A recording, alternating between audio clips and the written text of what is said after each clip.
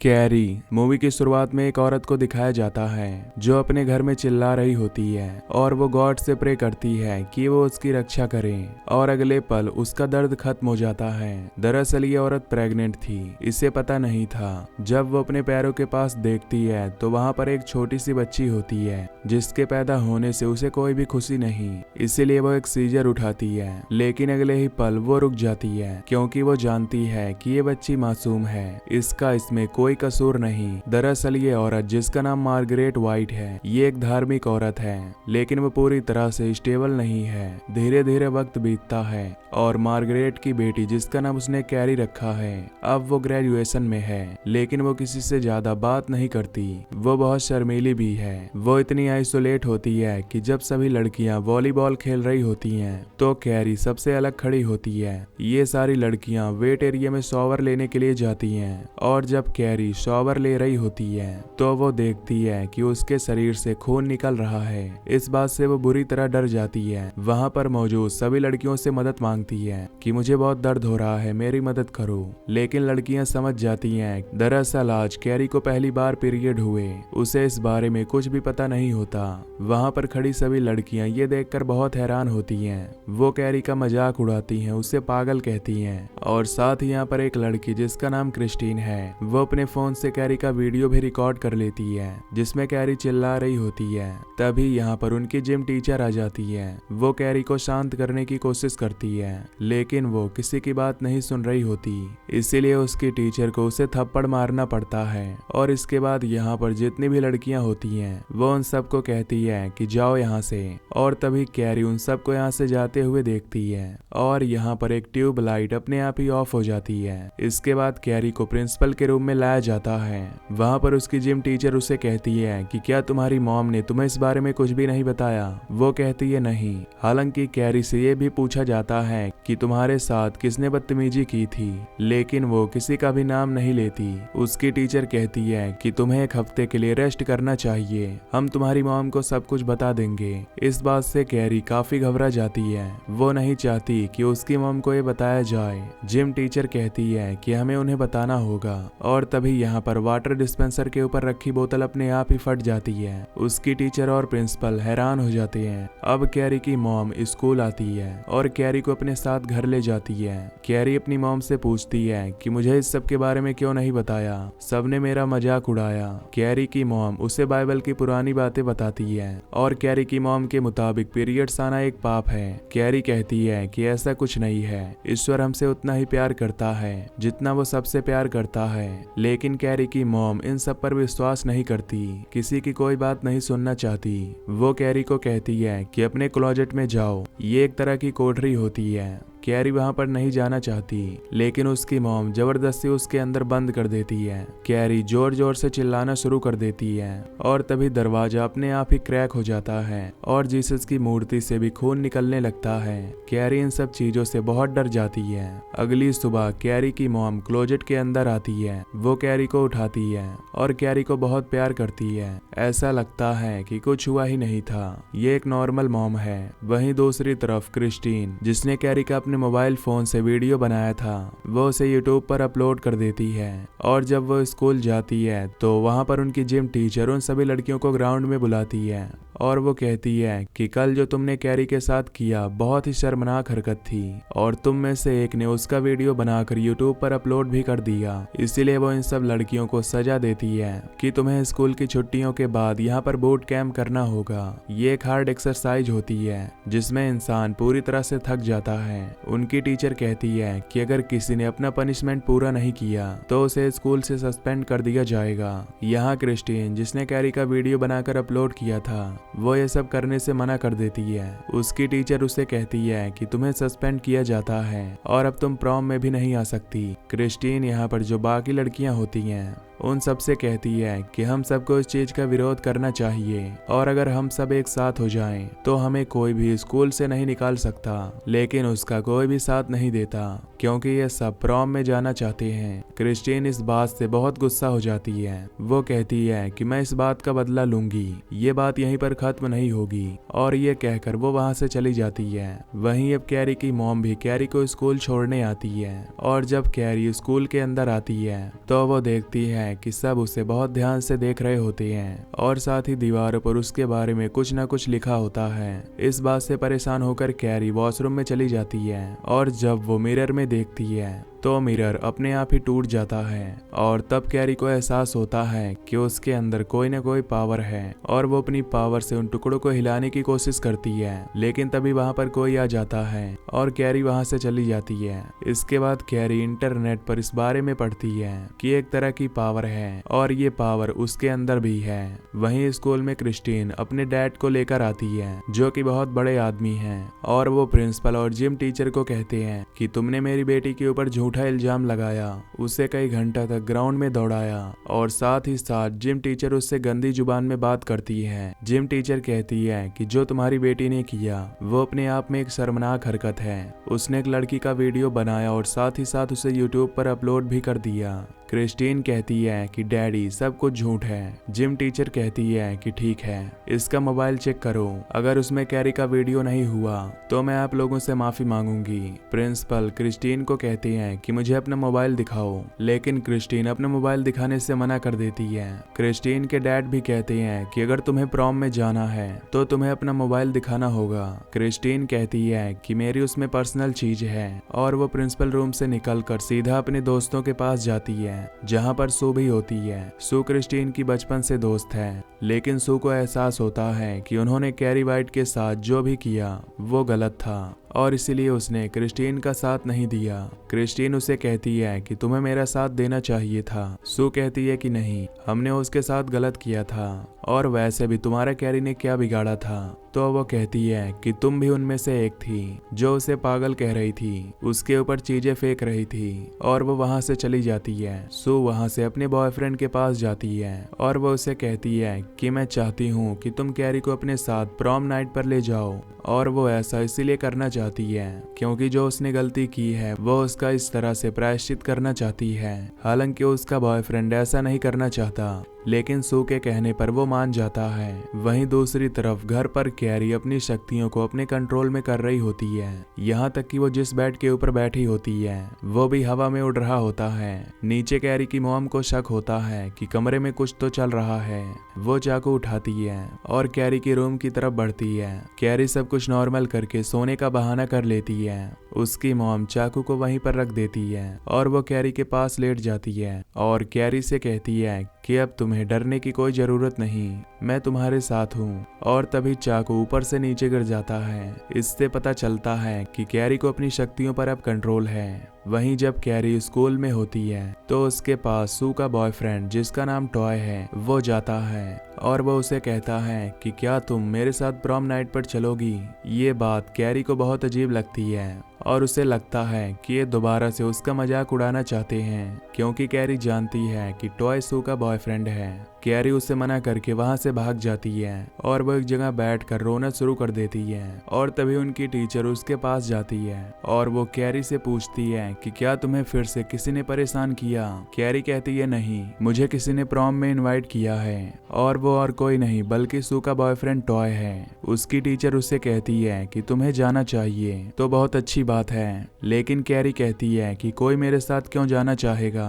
Carry की teacher उसे mirror के सामने ले जाती है और कहती है कि तुम सुंदर हो, बस हमें थोड़ा सा मेकअप और एक अच्छी सी ड्रेस की जरूरत है। लेकिन कैरी की टीचर को कहीं न कहीं शक होता है कि हो सकता है कि सू एक बार फिर से कैरी का मजाक उड़ाना चाहती हो। इसीलिए वो सू और उसकी बॉयफ्रेंड के पास जाती है और कहती है कि अगर तुम कोई हरकत करना चाहते हो तो ऐसा मत करना। टॉय कहता है कि अब इन सब बातों का कोई फायदा नहीं क्योंकि कैरी ने मना कर दिया है, लेकिन सू उसे कहती है कि तुम्हें एक बार फिर से ट्राई करना होगा। और अब जब कैरी अपने घर जा रही होती है तो वो देखती है कि वहां पर टॉय है। वो टॉय को वहां से जाने के लिए कहती है क्योंकि वो जानती है कि अगर उसकी मॉम ने उसे वहां पर देख लिया तो उसकी मॉम उसे बहुत डांटेंगी क्योंकि उसकी मॉम के हिसाब से ये सब कुछ पाप है। टॉय उसे एक बार फिर से प्रॉम के लिए इनवाइट करता है और इस बार कैरी उसे हाँ कर देती है, लेकिन वो कहती है कि मुझे 10:30 बजे से पहले वापस आना होगा।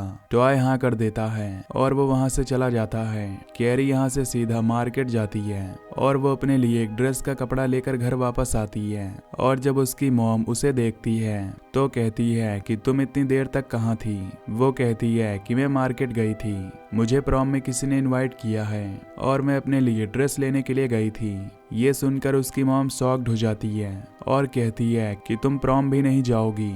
वो कहती है कि टॉय एक अच्छा लड़का है और वो 10:30 बजे से पहले मुझे घर वापस भेज देगा। उसकी मॉम कहती है कि तुम इन लड़कों को नहीं जानती, वो सिर्फ तुम्हारा फायदा उठाना चाहते हैं। बस तुम क्लोजेट के अंदर जाओ, प्रेयर्स करो और अपने गुनाहों की माफी मांगो। लेकिन कैरी टॉय के साथ जाना चाहती है। वो जोर से चिल्लाती है और वहाँ पर सारा सामान वो सब हवा में उड़कर नीचे गिर जाता है। उसकी मॉम भी गिर जाती है, लेकिन अगले पल वो अपनी मॉम को हवा में उड़ा देती है और उसकी मॉम को लगता है कि उसे ये सारी शक्तियां शैतान से मिली हैं, उसने पाप किया। लेकिन कैरी अपनी मॉम को बताती है कि ये शक्तियां मेरे अंदर पैदाइशी हैं, हो सकता है कि मेरे डैड से मुझे शक्तियां मिली हों। लेकिन उसकी माँ उसकी बातों पर विश्वास नहीं करती।